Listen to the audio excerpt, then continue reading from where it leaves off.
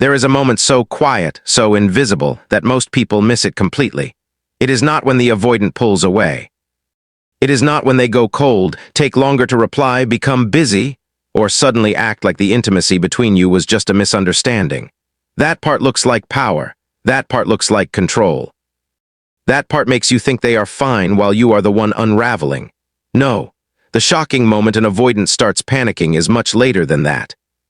It happens when the distance they created no longer feels like freedom. It happens when your energy is no longer waiting for them on the other side of their withdrawal. When your warmth is no longer standing in the doorway, asking for honesty. When the silence they used to hide inside becomes a mirror instead of a shelter. That is when something in them begins to shake. And if you have ever been caught in the orbit of someone avoidant, you know why this matters. Because their detachment can make you feel insane. It can make you feel like you imagined everything. One day they pull you close with a softness that feels almost sacred, and the next day they act like your emotional reality is too much, too intense, too inconvenient to hold. You are left carrying the weight of a connection they helped create, while they disappear behind calm eyes and delayed messages. And the brutal truth is this: as long as you keep trying to pull closeness out of someone who is using distance to regulate themselves, you are helping them avoid the very panic that could force them to face what they feel. That truth hurts, because it means all your explaining, your patience, your emotional generosity, your carefully worded messages, your attempts to be less needy, less reactive, less human, may not have brought them closer at all. It may have only made their avoidance more comfortable. It may have cushioned them from the emotional consequences of repeatedly leaving while still expecting the bond to remain available. And this is the part nobody wants to admit. Sometimes the anxious one is in agony while the avoidant appears composed, because the anxious one is carrying the emotional burden for both people. You feel the uncertainty, you feel the longing, you feel the destabilization, you feel the panic. They outsourced it to your nervous system. While you were obsessing over what changed, they were busy escaping the intensity of being needed, being seen, being emotionally accountable. Not because they are monsters. Not because they never cared, but because their body learned, somewhere early, that closeness comes with danger attached. That is why avoidant behavior makes no sense if you only look at words. You have to look at the nervous system. An avoidant person can want connection and still feel invaded by it. They can crave intimacy and still go numb when intimacy actually arrives. They can miss you, desire you, think about you constantly, and still feel a surge of internal pressure when the bond starts becoming emotionally real. The amygdala does not care that love looks beautiful from the outside. If closeness was once linked to engulfment, criticism, disappointment, or loss of self, the body can interpret affection as threat. Cortisol rises, the chest tightens, the mind reaches for space. What looks like coldness is often a system trying to reduce stimulation. So they pull away. They tell themselves they need room to think. They say things are moving too fast. They become vague, distracted, difficult to read. They reach for work, routines, screens, strangers, anything that creates emotional distance. And on your end, it feels personal. It feels like rejection. It feels like replacement. It feels like you were safe enough to be used, but not safe enough to be chosen. But often the truth is even more tragic than that. They did not stop caring. They felt overwhelmed by caring. Your presence started touching parts of them they usually keep sedated. Your consistency exposed how inconsistent they are with themselves. Your openness stirred up old defenses. The bond began demanding more truth than their current emotional architecture could tolerate. So instead of moving toward the discomfort and learning how to stay, they moved away from it and called it clarity. That is what avoidance does. It mistakes relief for truth. The moment they get distance, the nervous system settles a little and they think, see, this is what I needed. They confuse the drop in activation with proof that leaving was right. But relief is not resolution. It is only a pause in the alarm. The attachment does not disappear just because the stimuli went away. It waits. And that is where the core concept enters this whole story. Absence, not strategic absence, not manipulative silence, not some performance designed to trigger fear and win them back. Real absence. The kind that begins when you stop interrupting the consequences of their withdrawal. The kind that happens when you finally understand that your constant availability has become the cushion between them and their own emotional reality. The kind that says, without a speech, without an ultimatum, without one more exhausting conversation, "You do not get to keep touching me only when it is comfortable for you." That absence is where the panic begins. Not instantly, avoidants usually do not panic on day one. Day one can feel like relief, space, control, a loosening of pressure. Their system tells them they escaped the thing that was dysregulating them. They breathe easier. They tell themselves this is healthier. They may even feel lighter. But then the second phase begins. The room gets quieter. Your messages stop. Your checking-in disappears. Your emotional labor vanishes from the background. The connection is no longer being kept alive by your effort. And suddenly they are alone with the very thing they thought distance would solve. Their attachment. Now their mind has somewhere to wander. Now the memories come back without interruption. Now your voice arrives in the silence. Now they remember the look in your eyes when you tried to understand them. Now they feel the absence of your reassurance, your interest, your emotional steadiness, the parts of you they treated as permanent because you were always there. This is the shocking moment. When relief starts mutating into loss, when the distance stops feeling spacious and starts feeling empty, when the person they thought they could pause begins to feel unavailable. That is when the avoidant nervous system starts panicking. Not always outwardly, not dramatically. Avoidants do not usually panic in ways that look obvious. They panic in disguised forms. Restlessness, irritation, sleeplessness, sudden curiosity, a strange pull to check your page, a need to know what you are doing, a message typed and deleted 6 times. A surge of jealousy they do not know how to explain. A tightening in the chest when they realize you may be adapting to life without them. Their panic often wears the costume of interest. They do not come back saying, "I am panicking because your absence is forcing me to feel everything I shut down when you were close." They come back lighter than that. "Hey, just thought of you. How have you been? Hope you're okay." Random question. It sounds casual. It is not casual. What you are often witnessing is a nervous system reacting to the collapse of assumed access. When you were emotionally available, no matter how far they pulled back, part of them could stay detached without truly confronting loss. But once that access becomes uncertain, their body has to process a new threat. Not engulfment now, abandonment, not too much closeness now, not enough connection. That split is the hidden torture inside avoidance. They fear being consumed, so they create distance. Then they fear being forgotten, so they circle back. That is why they can look so contradictory. The same person who said they needed space can suddenly feel deeply destabilized by your silence. The same person who seemed suffocated by your feelings can become almost haunted when your feelings are no longer reaching toward them. They do not always know this is what is happening. They just know something feels wrong, something feels missing, something they thought would remain available has become uncertain, and uncertainty is where their composure starts cracking. Imagine them alone at night, not in some dramatic movie scene. In the ordinary privacy of a dim room, a phone in their hand, the stimulation of the day finally fading. No one is asking anything from them, no emotional conversation to avoid, no pressure, just stillness. And in that stillness, your absence becomes louder than your presence ever was. They check whether you viewed their story. They scroll back through old messages. They revisit a photo they once pretended meant nothing.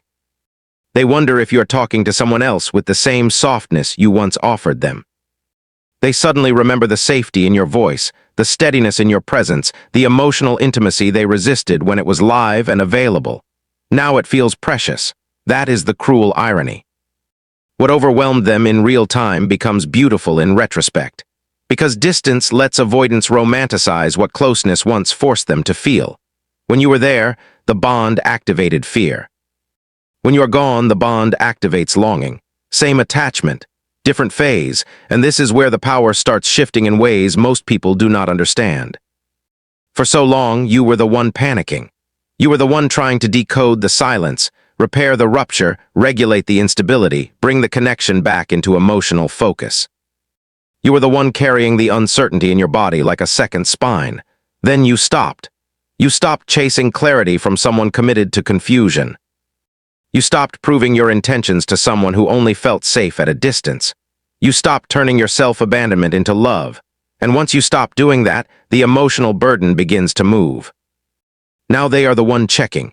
Now they are the one wondering. Now they are the one replaying. Now they are the one trying to locate themselves inside your silence. That is when the panic sharpens. Because the avoidant is not just missing you, they are confronting consequence. They are realizing that their way of protecting themselves may have cost them real connection. They are realizing that you were not a permanent emotional resource. They are realizing that the tenderness they thought they could return to later may not be waiting in the same form. Panic grows in that realization, not because they are always deeply healed and ready now, sometimes not at all. Panic is not maturity. Panic is just the moment their defenses stop fully protecting them from feeling. It is the crack in the wall, not the rebuilding of the house. And that is where people make the most dangerous mistake. They mistake the avoidance panic for transformation. They see the sudden curiosity, the late-night messages, the softness, the emotional urgency, the almost vulnerable tone, and they think, finally. Now they understand, now they are ready, now they see what I meant. Maybe they do see it, but seeing is not the same as sustaining. Please hear that. An avoidant in panic can look deeply sincere.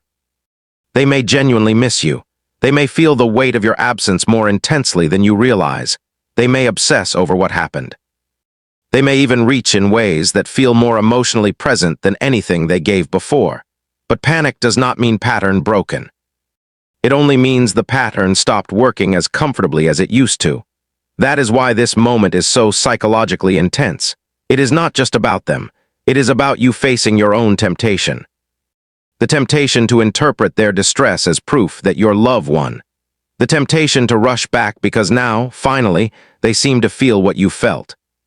The temptation to turn their fear of losing you into evidence that they can now hold you properly. But if you return before there is real self-awareness, real accountability, real capacity to stay present when closeness triggers them again, you do not enter a healed relationship. You restart a cycle, and cycles are seductive because they often come back wearing revelation. This time they seem softer, this time they seem more open, this time they seem shaken enough to change. Maybe, but you have to ask the deeper question. Are they panicking because they are ready to love differently? Or are they panicking because they lost the soothing certainty of your availability? That distinction can save years of your life, because many avoidants do not only miss you as a person, they miss the emotional function you served, the reassurance, the grounding. The mirror that reflected them as lovable, wanted, significant. Your pursuit stabilized parts of them they never admitted were unstable. Your presence regulated wounds they never learned to regulate for themselves. So when you leave or when you simply stop overfunctioning, they feel withdrawal, real withdrawal, from attention. From certainty, from being emotionally held without having to fully reciprocate.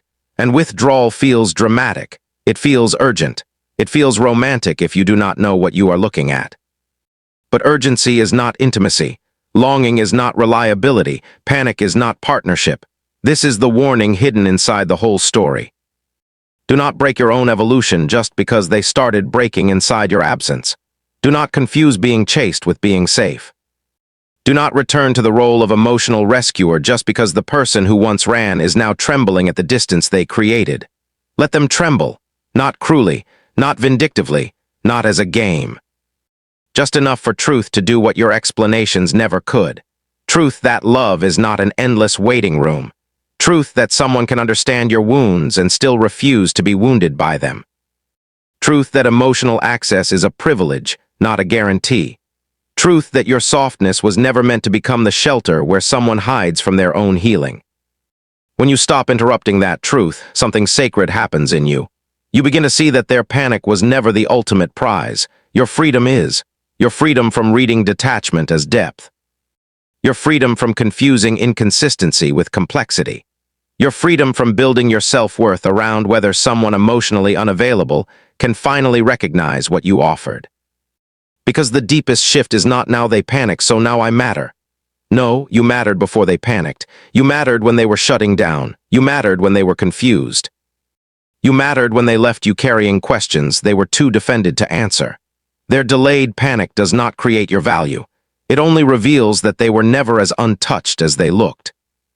And once you understand that, something profound begins happening inside you. You stop needing hidden feelings as proof of love. You stop asking whether they care in secret. You stop measuring your worth by what they finally feel when they no longer have easy access to you. That is real power, not making them chase, not making them suffer, not becoming emotionally colder than they are.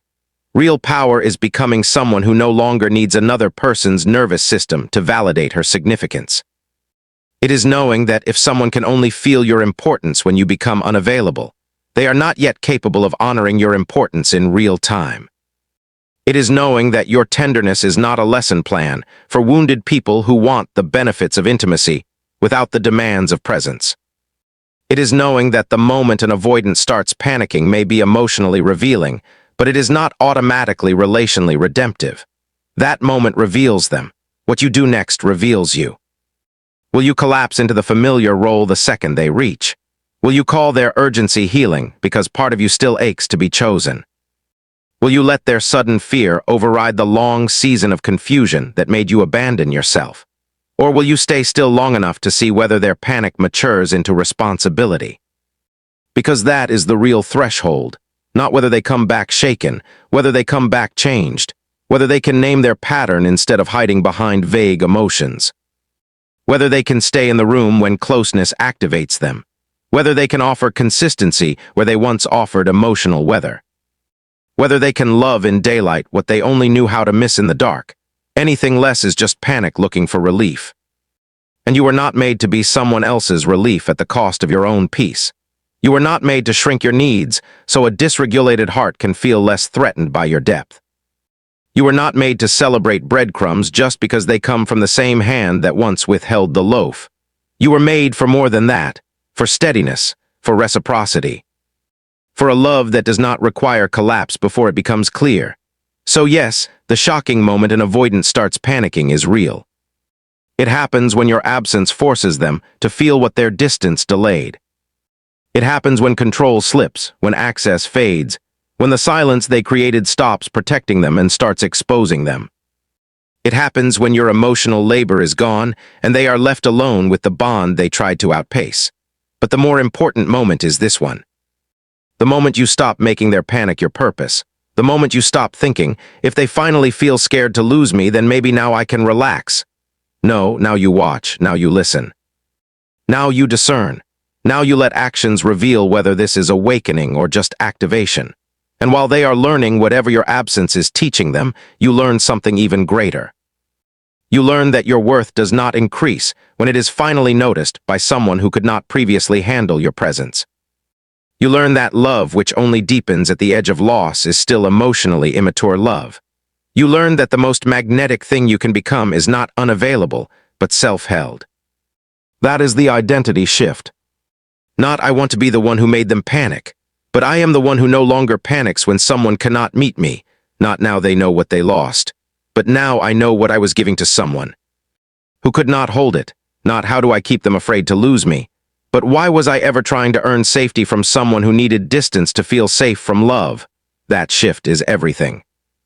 Because when you reach that place, their panic loses its spell. Their sudden messages no longer hypnotize you. Their curiosity no longer rewrites history. Their longing no longer becomes your obligation. You can witness it without worshiping it. You can feel compassion without surrendering your clarity. You can understand their wounds without volunteering your heart as the recovery room. That is what self-worth looks like after emotional chaos. Quiet, clean, unshakable. And that is where this story truly ends. Not with them finally breaking, not with you finally winning, not with some cinematic reversal where they run and you smile from a distance. It ends with you becoming unavailable to anything less than a love that can stay. A love that does not only panic when it is about to lose you. A love that does not need your absence to discover your value. A love that does not confuse overwhelm with an excuse to disappear. You become the person who no longer waits for someone else's fear to confirm your worth. The person who sees panic for what it is, a signal, not a promise. The person who understands that someone can feel you deeply and still be incapable of loving you well. And once you know that, truly know it in your bones, something inside you settles. Not because they changed, because you did.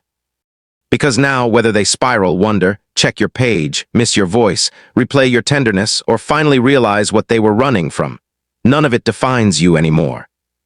You are no longer standing at the edge of their avoidance, hoping their fear will turn into love. You are walking toward something steadier, toward yourself. And that is the moment no one talks about enough. The real shocking moment is not when the avoidant starts panicking. It is when you stop.